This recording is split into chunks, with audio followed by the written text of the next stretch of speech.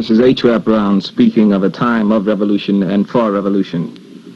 Militancy versus revolution. To be militant is not to be revolutionary. The movement today is greatly influenced by militancy. However, upon close examination, we find that the thrust of this militancy is for reform and not revolution. A militant is one who never stops talking. Black and white militants vigorously campaign for presidential and senatorial candidates. Black militants talk about revolution while seriously programming white folks for money.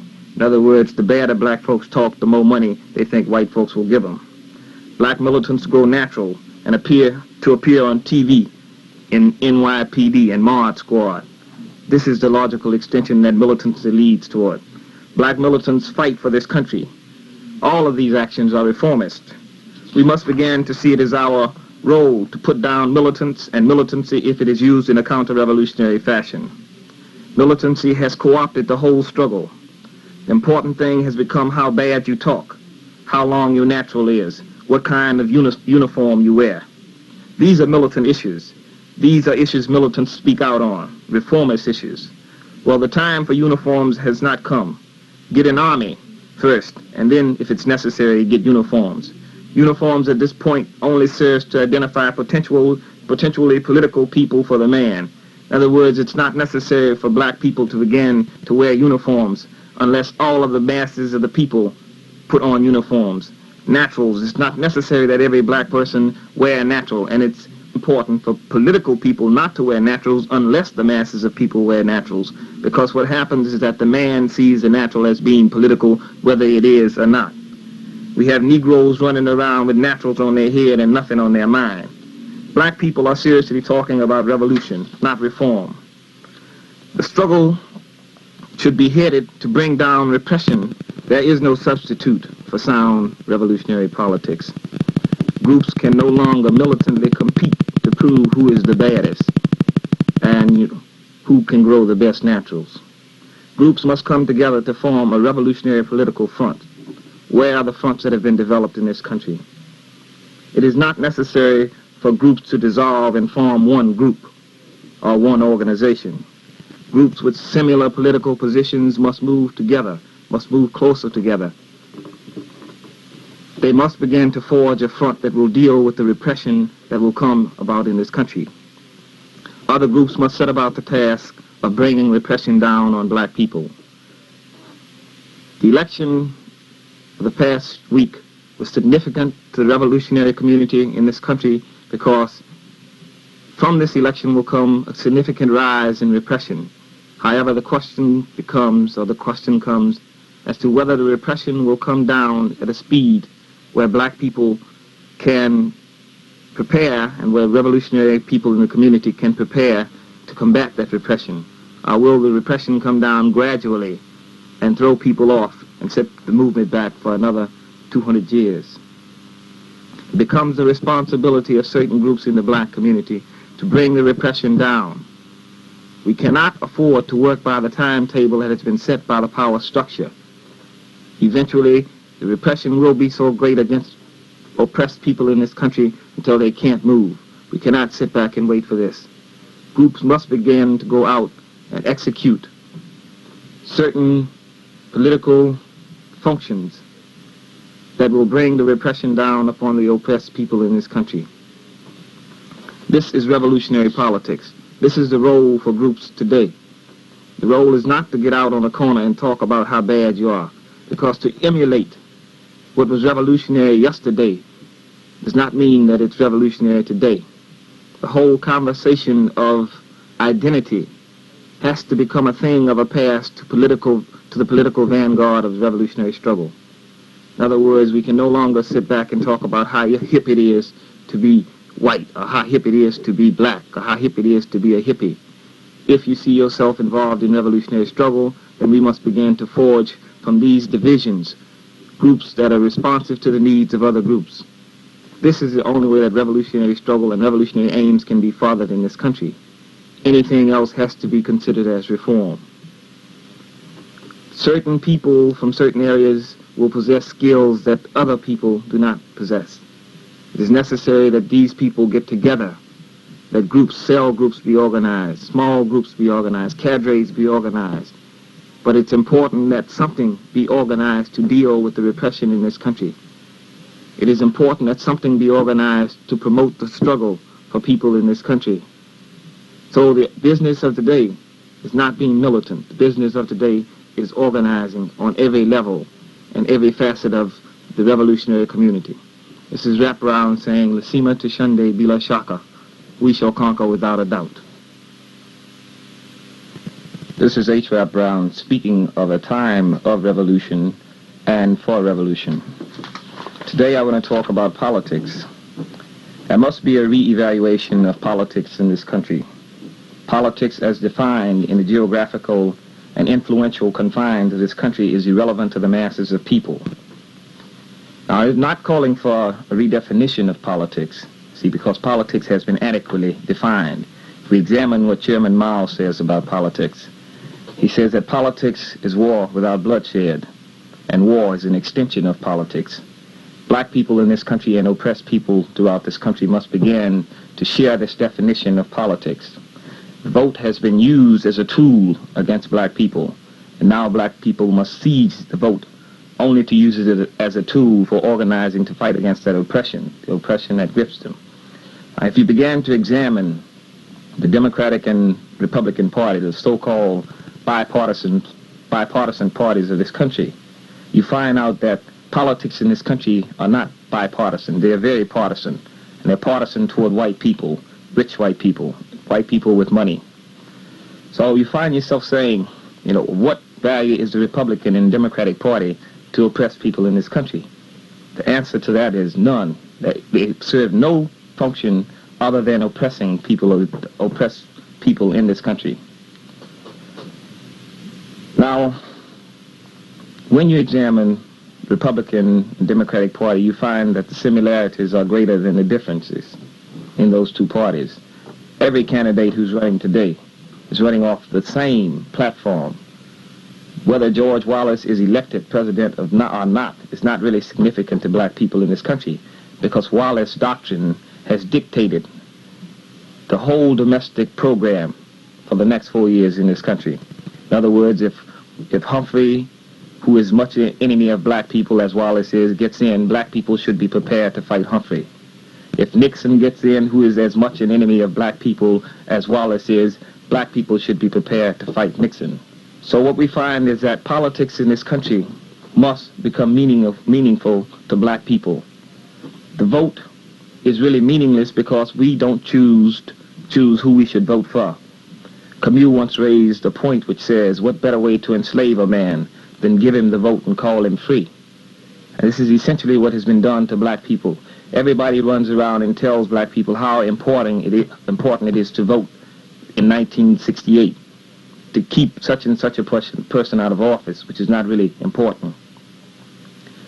Because in 1968, what's really on the line, what's really on the stake, is that black people, in particular, who are the vanguard group of the revolution, must prepare themselves both mentally and physically for the confrontation which will be forced upon them by the repressive government which will get into office and which operates today.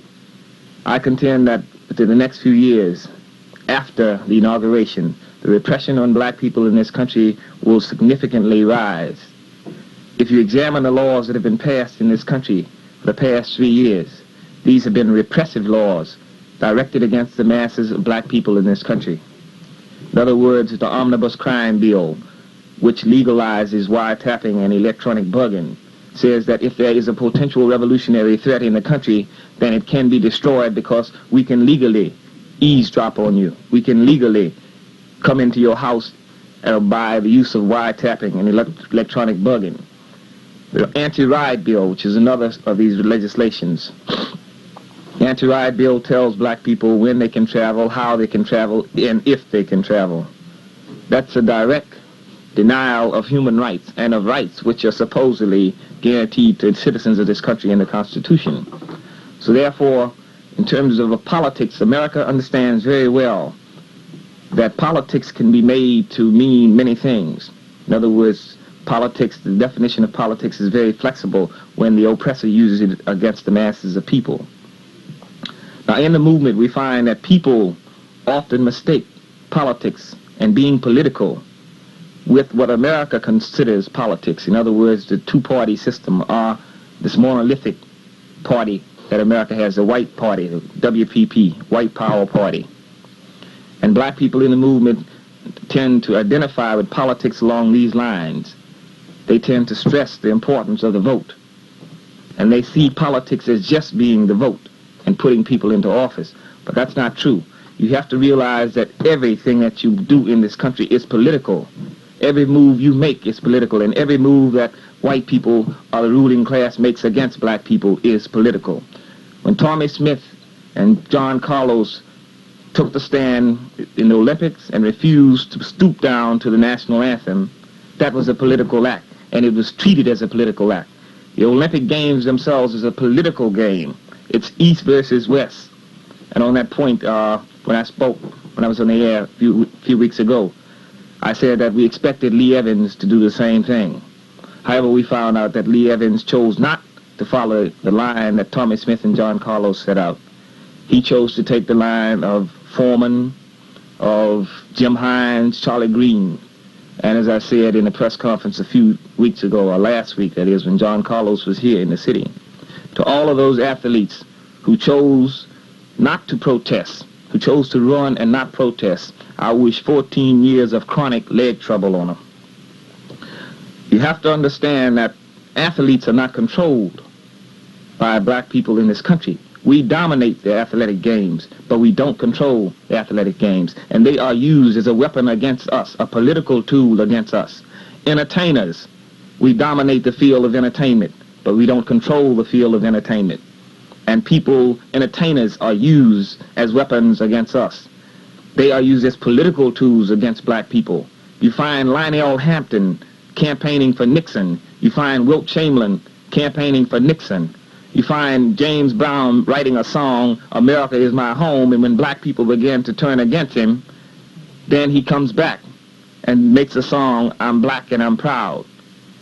And this enters into the cultural realm, which, people have to be aware, be very aware of, because the whole movement is in danger of being co-opted by the politicians of the white power structure. They recognize that if they can get black people, they don't have to worry about them moving politically. If it can become sufficient to be black and proud, then you don't have to worry about the oppression that grips black people. To be black will become ego gratifying. In other words, black people will form a cult, and they will be nothing else but black and proud, and they will boogaloo to the concentration camps when the man chooses to send them there. So we have to begin to interpret about politics in this country, and which politics are relevant to black people, and what type of politics are relevant to black people. Now, we find that the cultural movement, again, the cultural movement in the black community, tries to operate in a framework outside of the political movement. In other words, they see themselves as an entity in themselves. In other words, they say that the theater is important, and writing is important, and poetry is important to black people because we must know ourselves. I say that black people have known all along that they were black. And in terms of what will make black people fight for survival, it will not be that identity. It will be oppression. It will be the nature of oppression. When the repressive laws are put on the book and black people can no longer move freely as they do now in this society, then this will make black people fight. This will make the oppressed people in this country fight. Repression, not the type of identity that people choose to believe will lead black people to freedom. Logical extension of cultural nationalism as it is practiced today is black capitalism. Logical extension of cultural nationalism as it is practiced and advocated today is a cult, which does not address itself to the survival of black people because we live off the timetable of the oppressor. In other words, when the man decides to move down on black people, whether we know it or not, when his timetable says this is the day to move against black people, then he will move against black people, whether we are black or not. It could happen on the very day that all black people in this country, if all our energies were directed into the cultural phase of struggle, It could happen on the very day that every black person in this country grew a natural and decided that he was black. What's going to prevent the man from coming into your house and take you? What you going to do, whoop him off with a dashiki? You have to prepare yourself physically, and that is political. Culture without politics brings economic and political liberalism, not revolution. In other words, you're trying to become, your quest is to become liberal in this country. If you talk about culture without politics, as a matter of fact, culture has to be defined by politics. The first thing that black people must address themselves to is the political nature of revolution. This is what will allow black people to unite with other groups, and form alliances with other groups, other minority groups in this country, to fight the oppression that grips all people in this country, all poor people in this country, and basically all people of color in this country. Black people are not the only revolutionary force in this country, and they must not illude themselves to believe that they're the only revolutionary force in this country. They happen to be the vanguard revolutionary force because we have been the most dispossessed. But revolution can be aborted.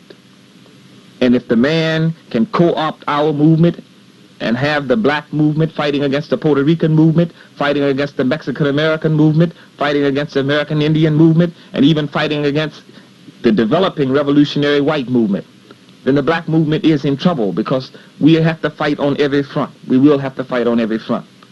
We have to be prepared to fight people who are potential allies.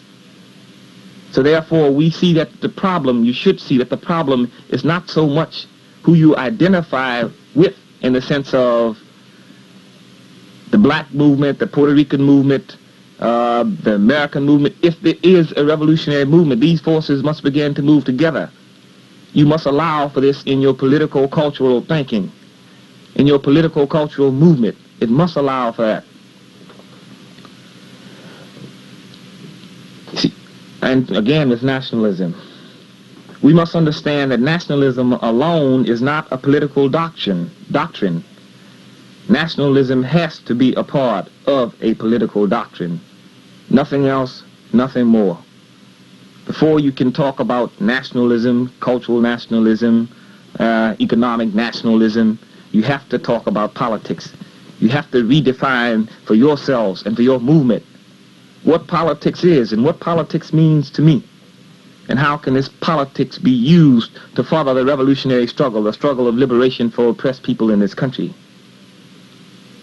So I want to end by saying that in terms of politics in this country, it has become very necessary, it has become crucial that the vanguard and the so-called vanguard groups began to address themselves to political ideologies, began to address themselves to politics as it is relevant to the movement. And from this politics will flow your cultural nationalism, your economic programs, and not before. This is Rap Brown saying, Lasima Tushunde Bila Shaka. We shall conquer without a doubt. Power for the people.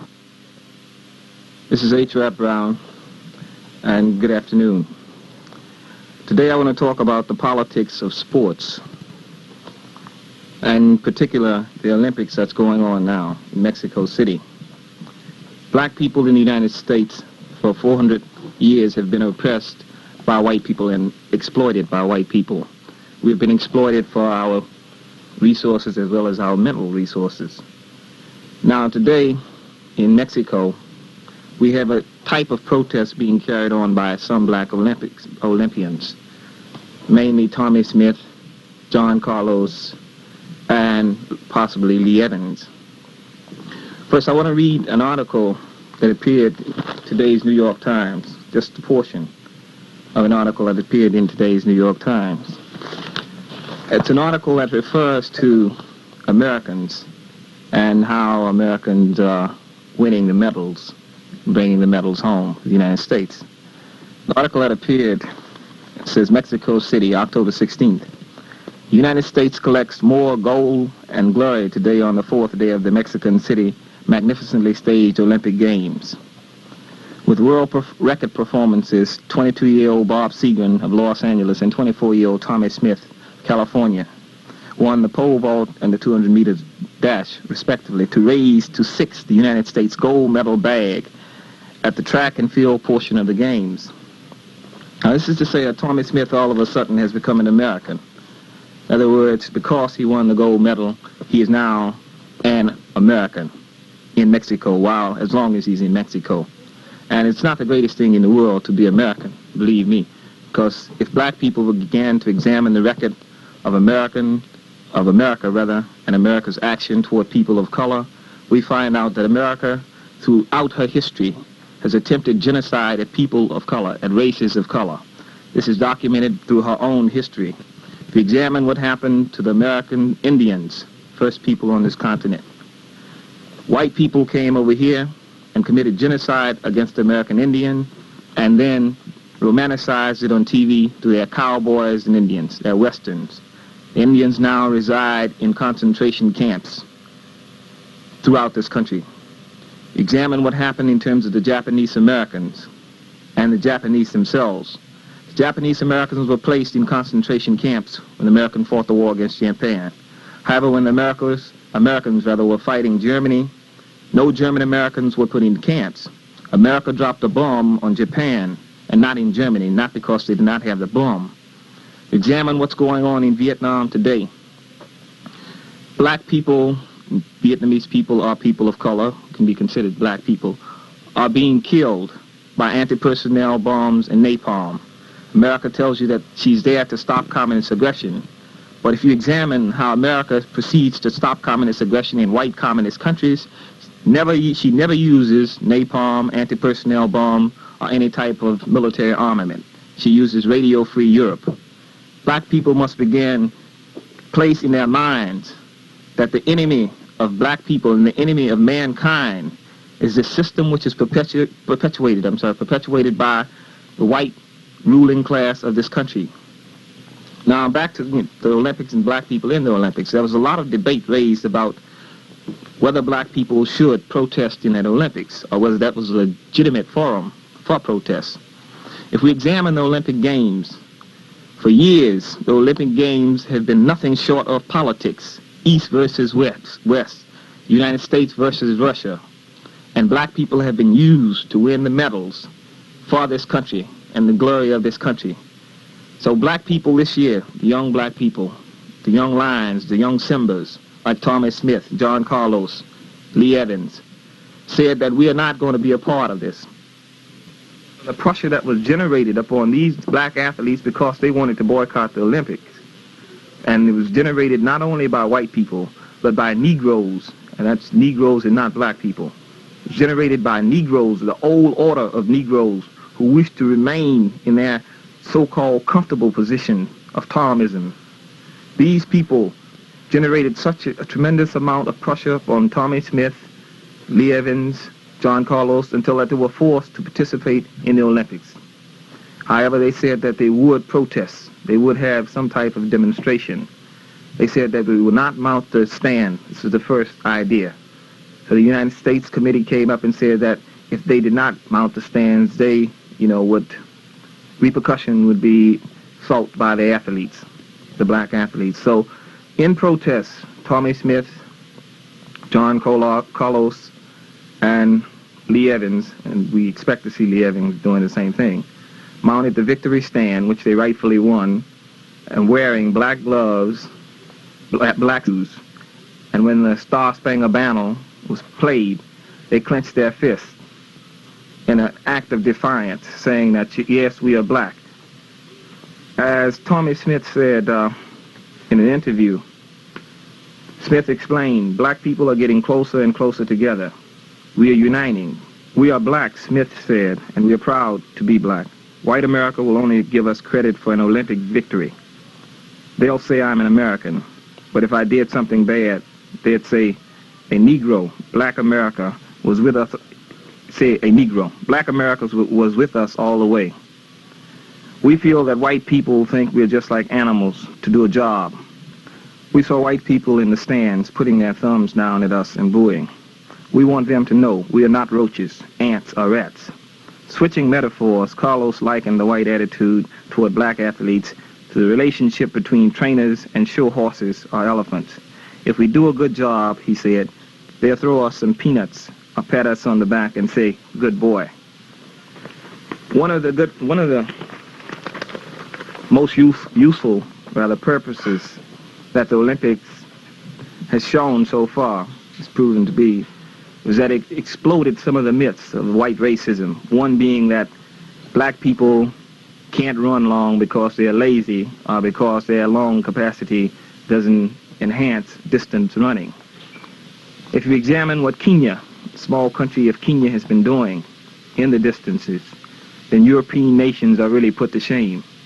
And white people, even in the news where they had medal standings, a board of medal standings, and it's listed in the United States, Soviet Union, Great Britain, Hungary, Romania, Iran, Poland, Japan, and in this order on down, not by the amount of medals that have been won by the countries necessarily, because Kenya doesn't even have listed that Kenya has won more than one gold medal. It has the United States winning 4 gold medals, Soviet Union winning 1 gold medal, and Kenya winning 1 gold medal, when in actuality Kenya has won more than 1 gold medal. But this is a type of racism that black people around the world confront when they deal with the racist society of America and European countries in general. Now, I want to switch from sports to what's going on in New York in terms of the school crises, what's considered the school crises, and who is really suffering as a result of this crisis. Now, the black students who have suffered for years under an inadequate type of schooling system are not really the people suffering in this crisis. So what's really happening here is that it is a struggle for power. This is a type of struggle that can be expected in one of the phases of revolutionary struggle. People from the community are saying that we will control our schools. If not, we'll close them down. There won't be any schools. People like Rhodey McCoy, who has a responsibility to that community, must stand firm in his position. He can expect the likes of Mayor Lindsay, of Adolph Schenker, and all of the rest establishment people to try and thwart his efforts or try and control him as an individual and put pressures upon him to make him turn his back on the black community. This so far has not happened because the pressures generated by black people in that community, the interest that's generated by the black mothers and fathers in that community, has not allowed this to happen. The black community should stand flatly behind Rhodey McCoy and his actions. Black people must begin to actively support the activities of the Ocean Hill-Brownsville dispute. It can be called a dispute. However, other black people in the community must begin to prepare themselves for further action. If the police can be brought in on the side of the school board to maintain law and order, then we must establish and develop a police force in the black community that can keep that police force from maiming and brutalizing our people who are only trying to, go to their schools, to their own schools.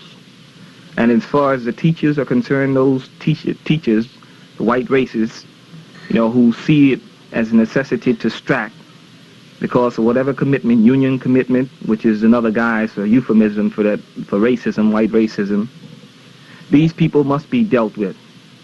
You cannot let Lindsay, Schenker, and the school board intimidate black people by saying that they are threatening the teachers. The threat should be placed upon the teachers because they're not doing what's necessary for the black community. They're not doing what's right for the black community.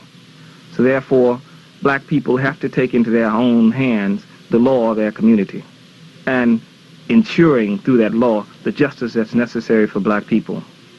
This is Rap Brown saying to black people in Ocean Hill, Brownsville section of New York, and the athletes, the black athletes who are actively protesting the Olympics and the racist environment of that Olympics, signing off saying, Lasima Tushunde Bila Shaka, we shall conquer without a doubt.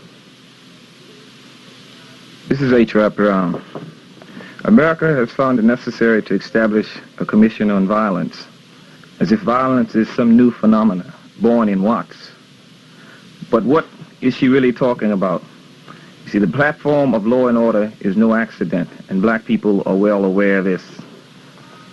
When you begin to talk about law and order in void of justice, then you get to the crux of the problem that black people have faced in this country for some 400 or 500.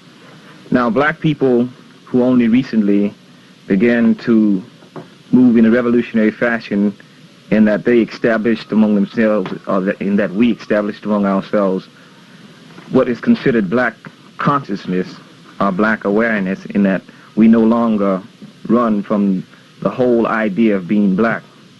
Now find ourselves confronted with the revolutionary or counter-revolutionary, that is, counter-revolutionary forces of white America and the ruling structure, which is white America.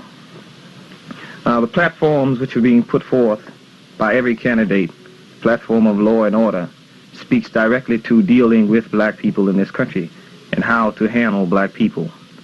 Black people who, in their revolutionary evolution, seemingly came to a position that to be black is revolutionary, or to be black is enough. I want to talk about the revolution at its stage today, and how that deals with the platform of law and order, how that is incomparable to the platform of law and order. Black people have found it fashionable, profitable, and even necessary to be black. In other words, it has been forced upon them in most cases. The question then becomes, is this enough? Or is black revolutionary? Or is to be black revolutionary? My position is that to be black is not revolutionary in itself. In other words, self-awareness cannot be confused with revolutionary attitude or revolutionary ability even.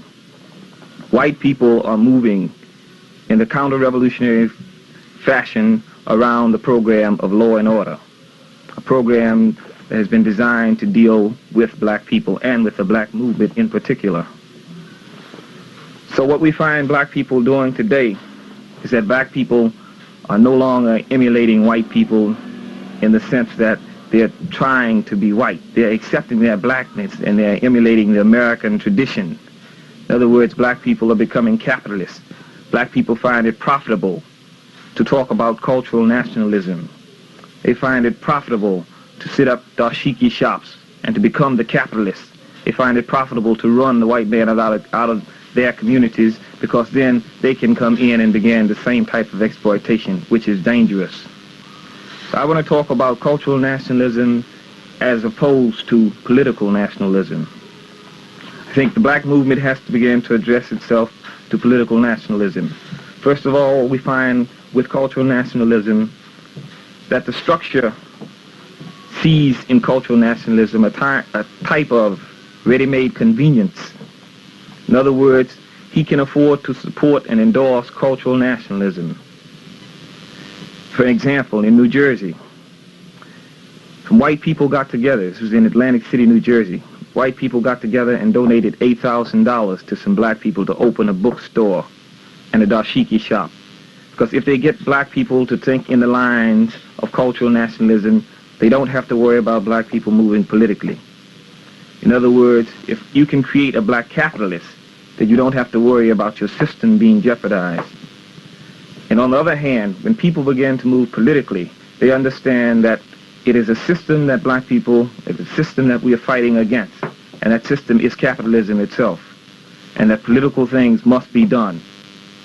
Now, it is true that it was necessary that black people evolve to a position where they recognize that they, in themselves, are worthy of freedom, which is granted to every man. In other words, you were born free, and you have to exercise that right to be free.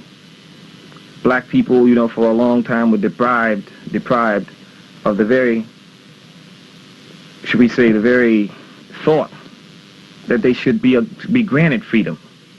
They never even thought that they should be free.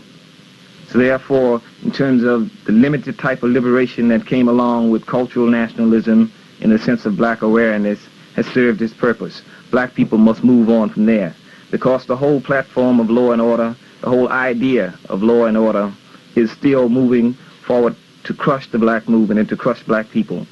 For example, I was visited by a guy who worked, he was a black guy in Chicago, who worked for the Commission on Violence. He had with him an interview guide of questions, and this was to be considered black militants, nothing else. He wanted a biography. I have the questions here. I'll read a few of the questions. The biography, which was number 1. It says, get factual information on background of subject, including 1, age, educational experience, education, jobs, political and civic affiliation of parents. Number 4, married, children, number of children, occupation of wife. Number 5, criminal record. Number 6, when did you first become interested in? They want the name, the job, the organization. Number 7, who or what influenced you to become interested? Number 8, probe experiences in former jobs. Then they go down to number 3, which is part also of the questionnaire, and it's ideology. How does the subject view the problem and goals of black people? Probe the following areas. Number 1, political ideology. Number 2, economic ideology. Number 3, attitudes to whites and white organizations. Number 4, desegregation. Number 5, integration. Number 6, separatism. Number 7, self-defense. Number 8, role models. Who has most influenced you? Who would you like most to see as a national and as both local black leaders? Number 9, which writer has influenced you most? Number 10, do you favor reform or revolution? The reason, and I won't read all of the questions, the reason I'm bringing out these questions is that this is the platform which the whole idea of law and order is formed on. In other words, America, and we recognize America for what it is, the Fourth Reich, is emulating Germany at its best. In other words, they are getting dossiers on individuals, so-called black militants, who happen to be in vanguard positions throughout the black movement itself. In other words, and 2 things can be done with this type of questionnaire. In other words, if you can find out the information that's necessary to thwart the movement, to thwart the momentum of the movement. If you can't do this, you can establish enough what they would consider rationale or reason to crush the movement. In other words, a question like, do you favor reform or revolution? And in most part, people will say revolution, even if it's just to be fashionable. Then they take this back and they say, well, black people are moving toward revolution in this country.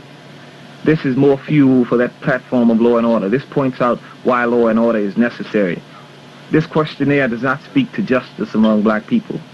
See, I've experienced, as well as other people who were speaking out against the system, the whole idea that comes behind law and order. In other words, after every rebellion, there was no call for righting of the wrongs of black people or an answering of the grievances of black people. They always call for guillotining whoever happened to be in the area, be it myself or Stokely Carmichael or anyone else who was in that area. The first thing that white people wanted and the power structure wanted was their heads, or our heads, and nothing else. So what they're doing now is that they're sitting up, they're getting information. In other words, this would be a documentation of the needs to crush the revolutionary struggle of black people and of oppressed people in this country.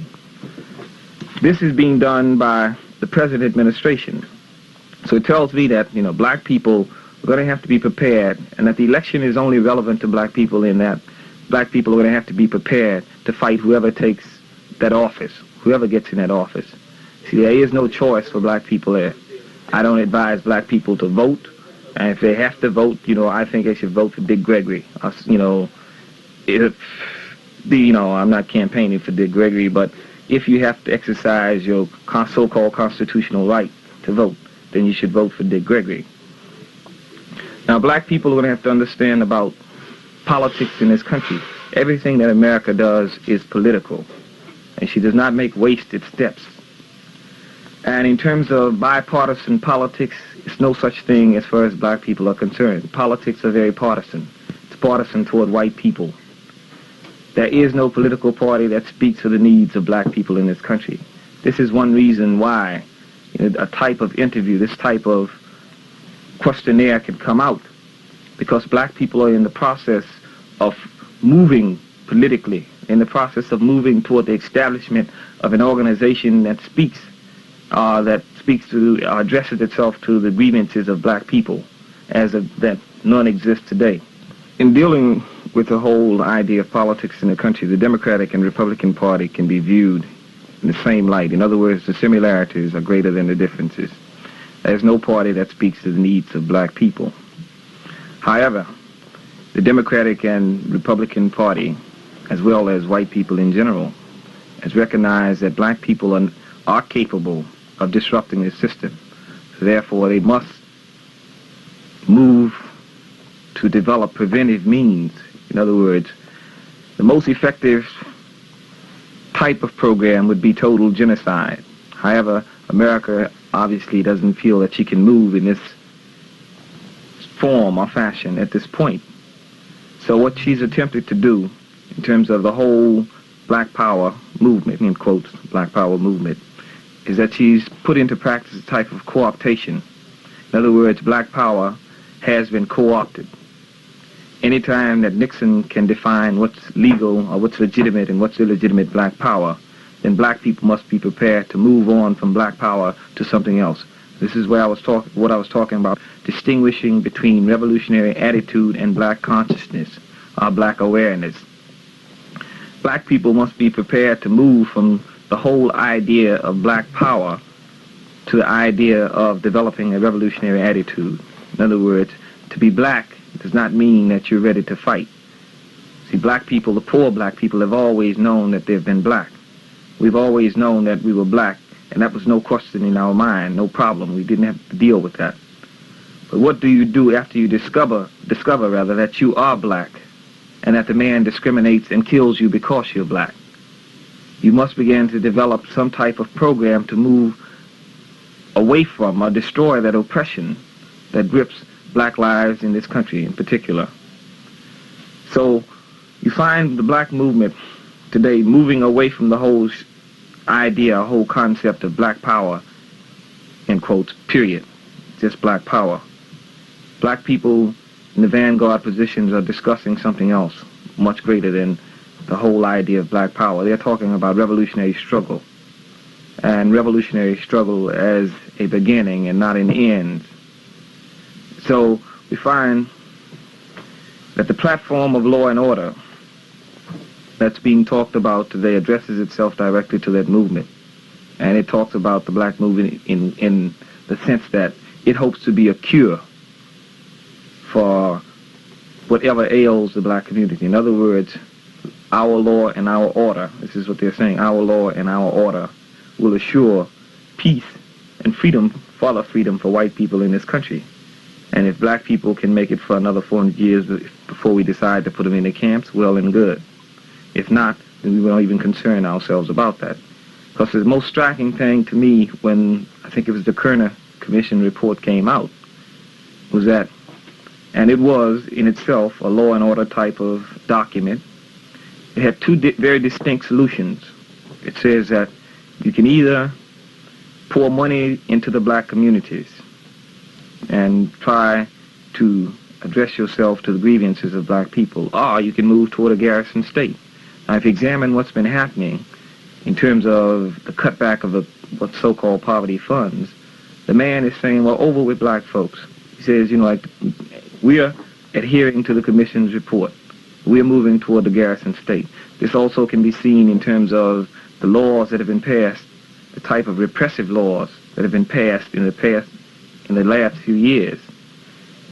For example, the Omnibus Crime Bill deals with black people. The anti-riot law deals with black people.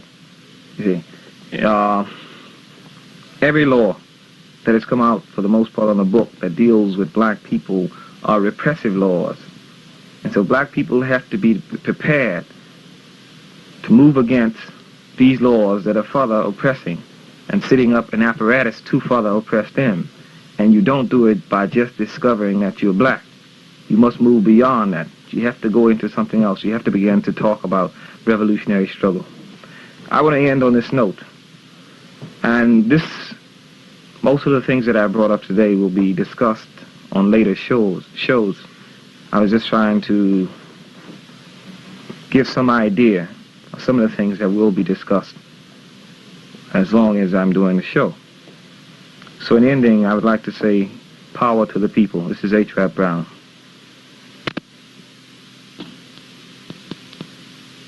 Former Black Panther